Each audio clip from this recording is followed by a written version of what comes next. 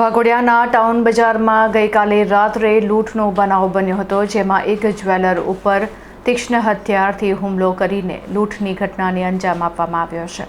વડોદરા જિલ્લાના વાઘોડિયા ટાઉન બજારમાં ગત રાત્રિએ લૂંટની એક ભયાનક ઘટના સામે આવી છે। ટાઉન બજારમાં ડીસી જ્વેલર્સ નામે વ્યવસાય કરતા વેપારી જિગ્નેશભાઈ પોલા જ્યારે રાત્રે 8 વાગ્યે પોતાની દુકાન બંધ કરી નારાયણનગર સોસાયટીમાં ઘરે જઈ રહ્યા હતા, ત્યારે બાઇક પર સવાર 3 બુકાનીધારી લૂંટારોએ તેમને આંતર્યા હતા। લૂંટારોએ કંઈ પણ સમજાય તે પહેલા જિગ્નેશભાઈના માથા પર લાકડાના ફટકા વડે ઉપરા છાપરી હુમલો કર્યો હતો। લોહીલુહાણ હાલતમાં વેપારી નીચે પટકાતા લૂંટારો તેમની પાસે રહેલી 300 ગ્રામ સોનું અને 5 લાખની રોકડ ભરેલી બેગ ઝૂંટવીને નાસી છૂટ્યા હતા। ભાગતી વખતે લૂંટારોની બાઇક ગટરના ઢાંકણા સાથે અથડાઈને સ્લીપ ખાઈ ગઈ હતી। આસપાસના લોકો એકઠા થઈ જવાની બીકે ત્રણેય બદમાશો પોતાની બાઇક ઘટના સ્થળે જ મૂકીને અંધારાનો લાભ લઈ પગપાળા નાસી છૂટ્યા હતા।